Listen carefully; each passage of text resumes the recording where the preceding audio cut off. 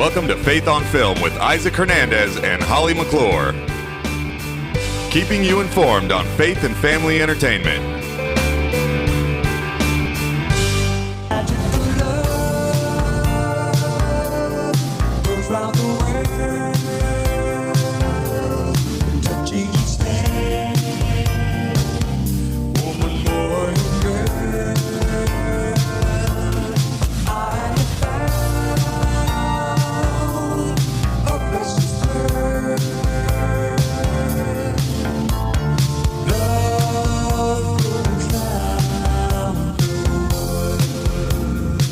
Magic of love. We're rocking. What a way to go back to the 90s. All right. Sorry, are we on already? Are we on? Back to the 90s. Who does not forget? I mean, who can forget? Flesh of My Flesh, the song that was played at weddings and still is for decades. Jesus. I mean, those songs and more. Who are we going to have fun with today, Isaac? Who are we going to have fun with? Well, of course, we're talking about the wonderful Leon Patillo. Let me make sure I set up all this here. All right, you guys. Hold on just a second. Now, of course, Leon, oh my gosh, he's had quite a career, anywhere from playing with Santana, being the lead singer for Santana. And then, of course, a show that I had the privilege of directing, which was Leon and Friends, which was a fun show because Leon had some amazing friends. You know what? Let's just go right on to him. Leon, welcome to All right, you guys, how you doing? Good to see you. It's Speaking of friends, he's an old friend for us. We've known Leon for years, so it's has time with you, Leon. Yeah, we go back to the 90s. That was a special time, and we all were just budding, trying to figure out what we wanted to do for the Lord, and it was just a neat time, you know. So I'm thankful that you both are doing what you're doing now to continue the legacy. Well, you, of course, have had such an amazing career, like I said, all the way back from your days in Santana, and then your days as just a very well-known Christian artist. I don't know, you can tell us all about what you're doing now, and then an announcement about something coming up here in the near future. But why don't we start at the beginning, which I don't know if it's Santana or if there's something prior to Santana, but just give us a little bit of your journey into your life.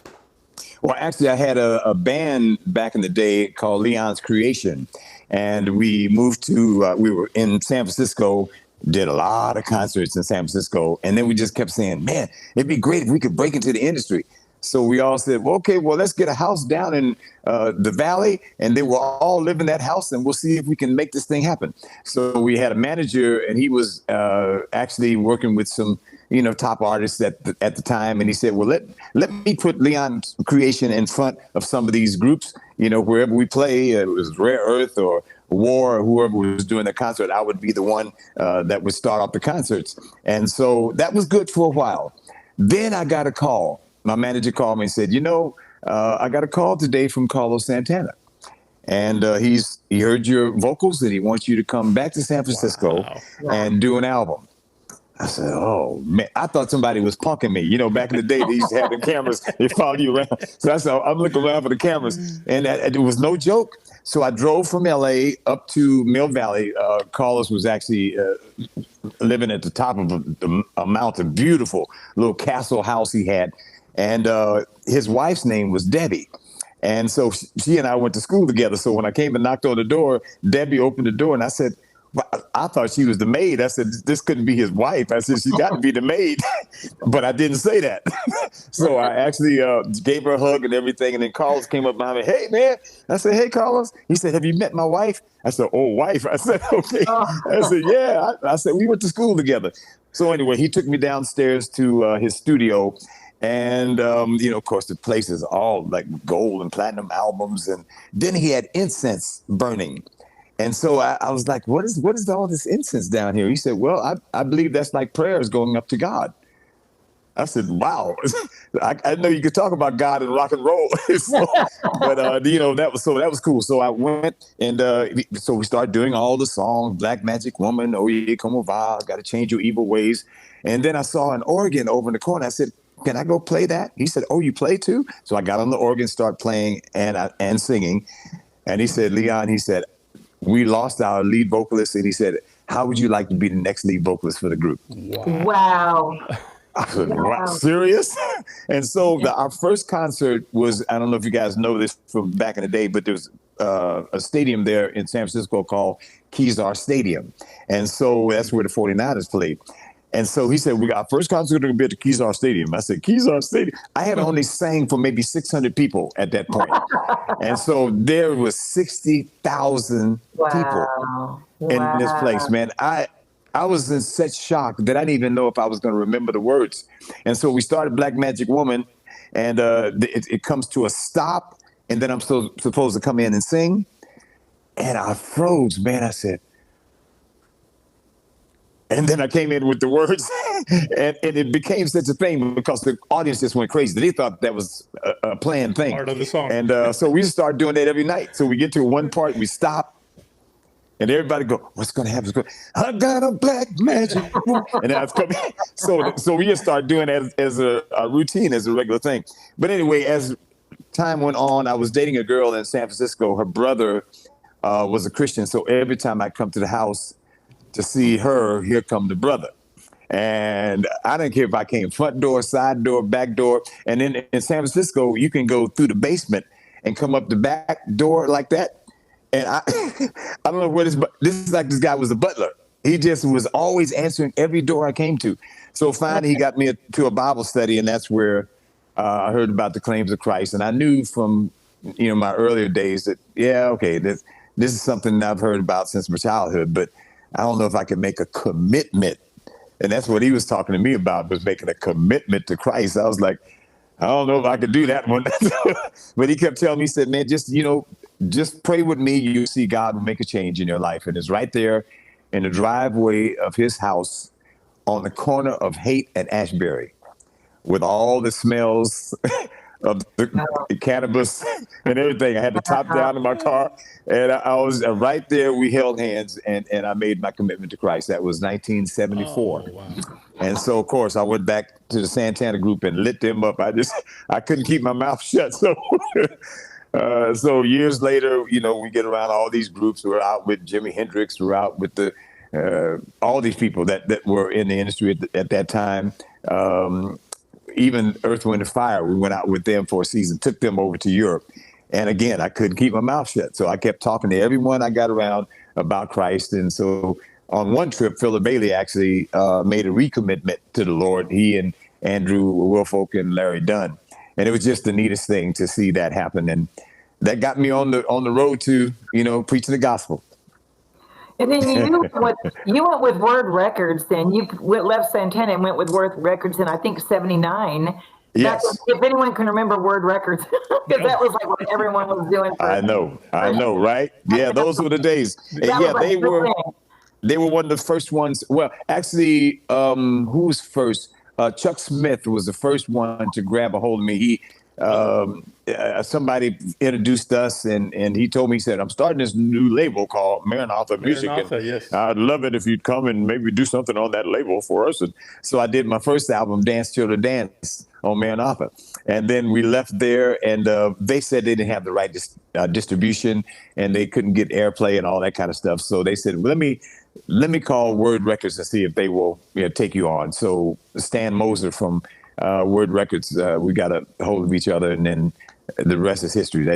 All the albums I did from then on was with Word. Now, you've always been somewhat radical. Oh, really? Yeah, oh, man. Radical. And you just mentioned your first album was Dance Children Dance. Now, back then, and I know because I grew up in the church, and I'm going to tell you, dancing was a sin. Okay, I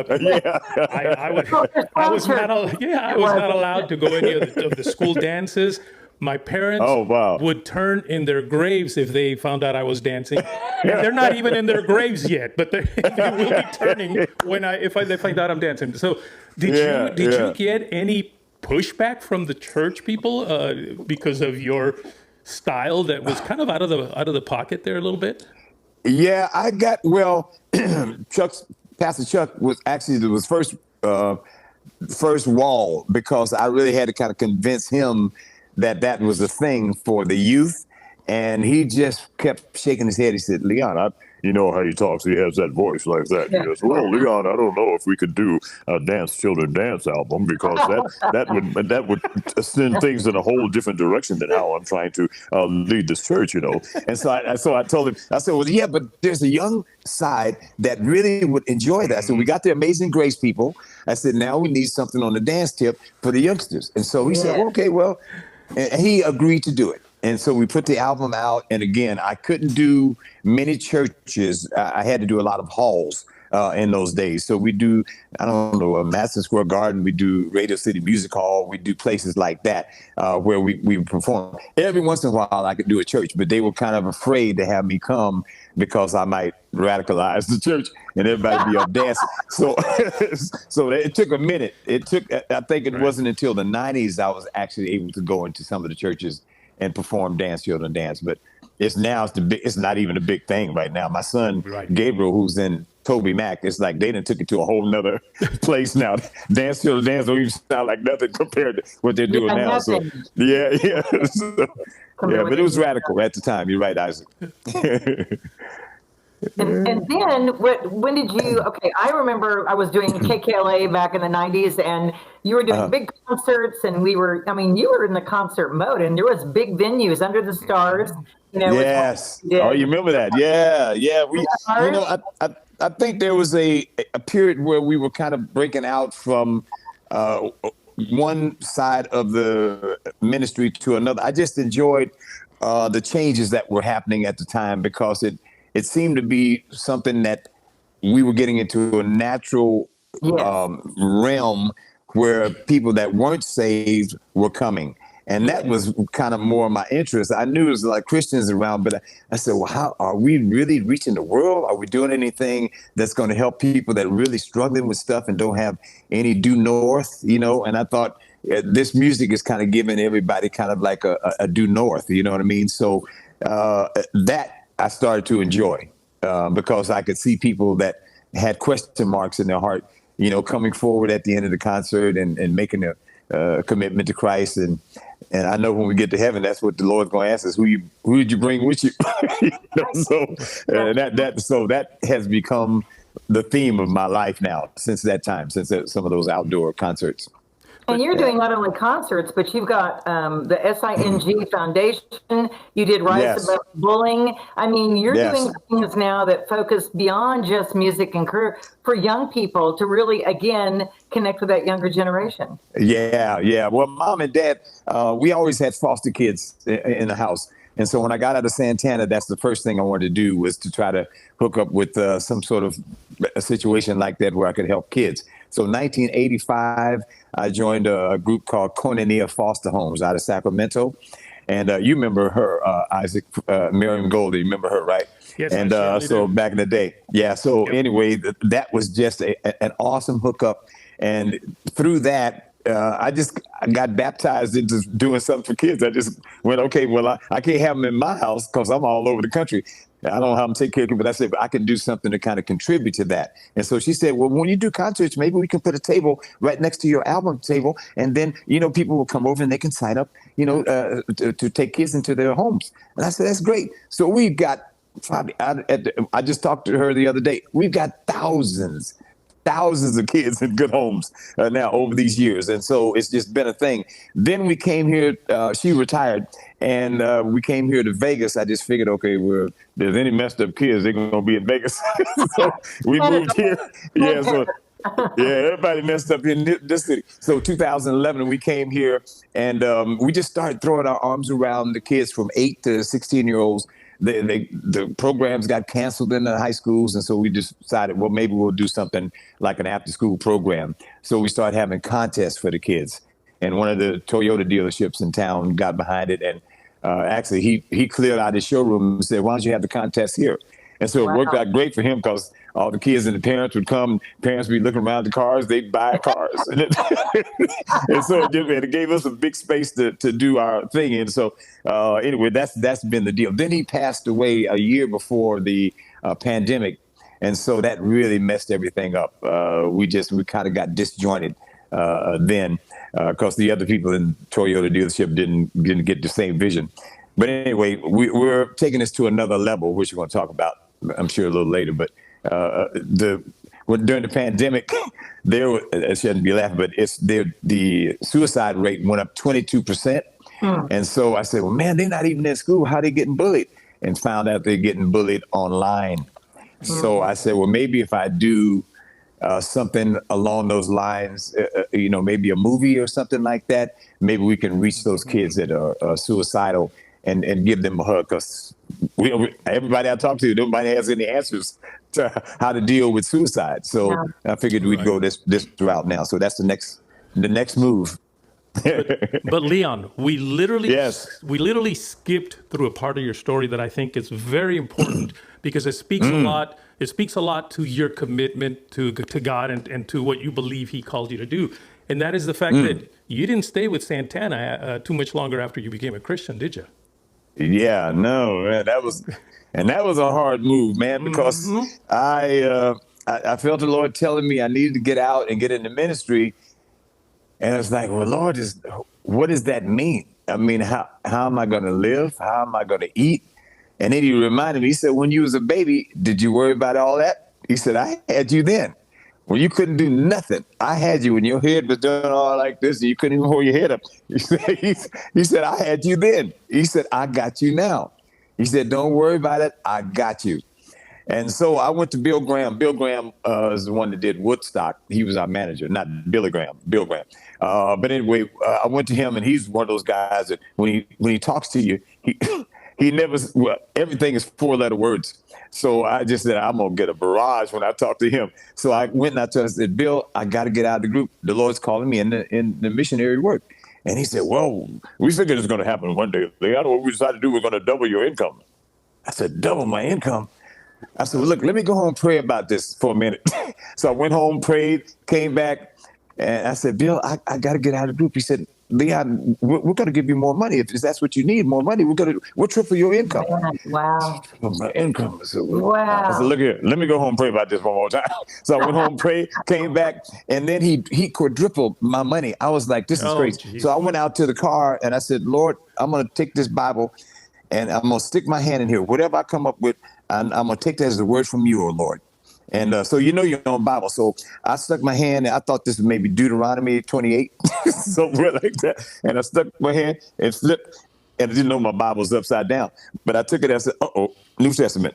And Judas went out and hung himself. I said, no. I guess I'm supposed to get out the group. And so that was my release. I left the group, and again, I didn't know what to do.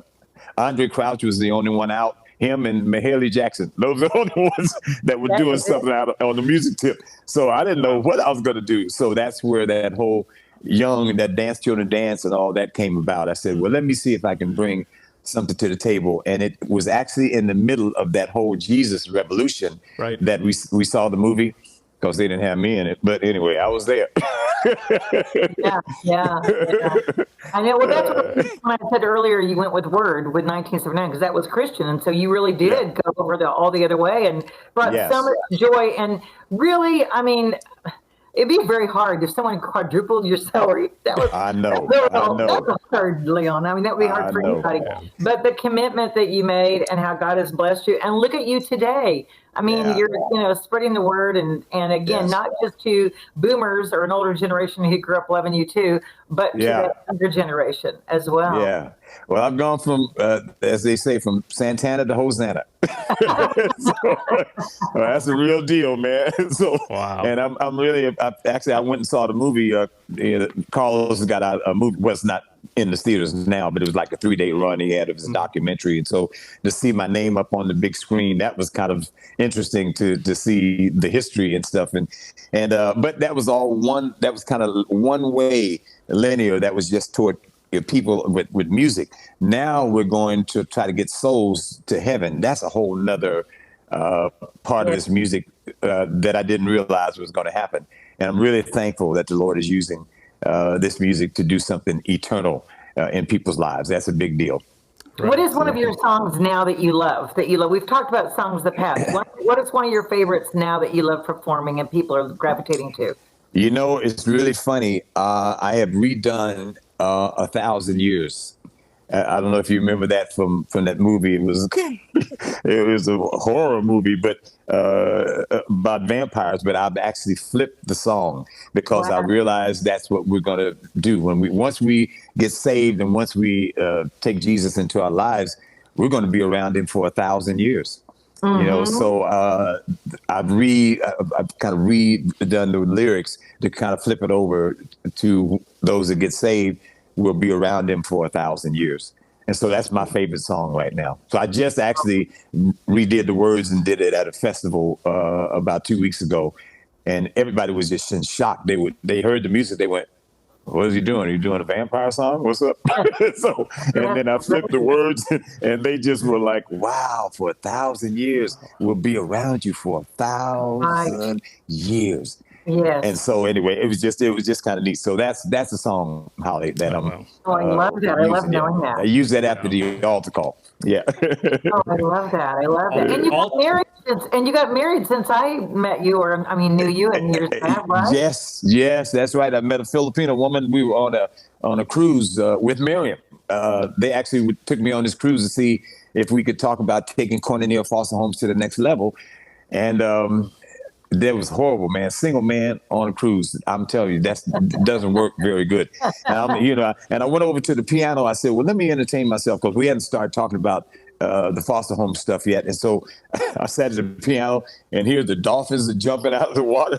And then I'm hearing calypso music in the background. People are passing me with those little drinks with the umbrella in it. I was like, oh, this is horrible. And so I had 2 words. I said, Lord, surprise me. And so I just continued playing at the piano. And then this guy came and sat down next to me and we started singing together. I think I was doing a Bill Withers song, Lean on Me or something I was singing. And he came and started singing with me. And I said, oh, well, you got a good voice. And then next thing I know, here comes this lady walking toward us. And he was Filipino, so she was Filipino. She was walking toward me. Her hair was kind of flopping from side to side. And she looked, like she was in slow motion almost. I said, oh, Lord. And I didn't see no rings and stuff. I said, So she came over, we caught eyes, and then she sat next to this guy. I said, oh, man, that's the husband. I said, forgive me, Lord. So anyway, we continued singing. And then when they got up to leave, they introduced themselves as brother and sister. I said, I said, okay. So it was on, and it's been on since then. So it's been how long we've been married? 24 years now we've been married. So yeah, but it's something, man. That for me, I'm telling you, because with music and this life, I just have to be honest. You, as a musician, there is still that draw to go and do weird stuff with your life. You just, especially if you're a musician, you're always having things attracted to you. Right. And sometimes you're attracted to that thing too. So it's hard to kind of just say, okay, I'm just going to stick with this one situation. And so for 24 years, it's been just this one, which is, for me, that's big. That's huge. I'm thankful. And maybe because she's Filipino, I don't know, because they got a whole big family thing going on. And I've kind of learned to be more one-on-one with people type of thing, because usually as a musician, you're on stage and the people are out there. And it's not like you don't really get that kind of relationship stuff happening. So she's kind of drawn me into, having a little bit more closer, intimate relationships with people. So that's kind of neat. Just works right into my what I'm supposed to be as a Christian anyway, but it really helped me out. Yeah. Now, Leon, we've got like 3 minutes left. Why don't you tell us a little bit about this new project that you're working on and developing? Oh yeah, well, like I was saying, it's hard to get into schools now. Some of them, they have a blockage, especially if you're going to talk about anything religious. You can't talk about nothing like that in schools. So during the pandemic, since the rate of suicide went up, I said maybe we can find a way to get to those kids in another kind of venue. And so the whole idea of a movie came along. I said, man, this would be great. We have one girl here in town, 14-year-old girl. She's half white, half Filipino. Struggling, a little bit overweight. She stutters a little bit and just has problems with anything that's got to do with her classmates and people around her. They're always teasing her. She goes to the cafeteria. They're tripping her. And she sometimes lands face down in her food and just all kind of stuff, all the way up to the point of suicide. So anyway, I've kind of crafted the movie around her and her struggles and how she gets over it. And for any of us that will be watching this movie, it's going to be like we're right alongside of her, just pushing her to try to get over this moment, get to this next moment, get to the next day, girl. Come on. So it's that sort of fight in the movie. Plus, or slash, coupled with how me and Renee met on a cruise. Because she was a professional poker player. What? A professional poker player when we met. So it's like, how the poker player and a minister go have any kind of relationship at all? And so, so we go through the whole story of how we got together. So it's going to be it's going to be Cinderella-ish. It's kind of a cross between Sound of Freedom and Jesus Revolution. It's kind of, but it's got a love story in it. Neither one of them had any love stories. So I'm going to bring a love story now to the Christian community. Sure. And so you'll enjoy it. Yeah. Yeah. Awesome. So it's coming out next year, not next year, 25. It'll come out February of 25. Well, we're going to have you back to talk more about that. We'll do a whole show talking about the movie. And good. Okay. Great, Holly. Yeah, when it gets ready to come out, we'll have you back talking about that and really focus on that so that people then can go see it, because it sounds like it's going to be great. I love it. Good. Yes. Now, how can people follow you now? Oh, you just go on leonpatillo.org. leonpatillo.org, and then everything will pop up. We have a foundation called SING, Save and Inspire the Next Generation. That's what SING stands for. And so if you want to help out with the movie, we've got the screenplay done now. And so now we're moving into raising money for the film itself. So they're thinking maybe somewhere between 3 and 5 million, to do it. So we're getting investors involved. And I talked to Lionsgate yesterday, and they're very excited and want to do it. So we'll see. We got a brother over there. So brother in the Lord is over there. And I think either he or Angel Studios, one of the two, both are interested. So we'll see which one will grab it and run with it. Yeah. Friends of yours, Isaac. Well, I tell you, it's very exciting, and we, of course, are going to keep up with what you're doing. You and I have been friends, Holly and you. And in fact, Holly and you and me and you have been friends longer than Holly and I have been friends. We go way back. That's right. So this is very exciting to hear what you're doing. You're going from musician to movie producer. Yeah. And Leon, come see us. Come to Fort Worth and visit the Furnace Theater. Yes. Come see I'd love to film something there. And Isaac can come up and we can go to Fort Worth and party.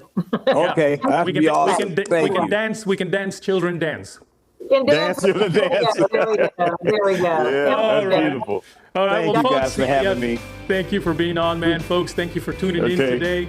We've had a wonderful time. We'll see you all next week.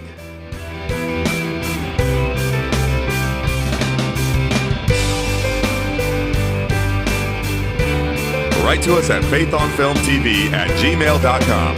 That's faithonfilmtv@gmail.com. Follow us on Facebook, Instagram, and Twitter at Faith on Film TV. Also, go to our YouTube channel, Faith on Film TV, and hit the subscribe button and the bell for notifications on our latest Faith on Film shows.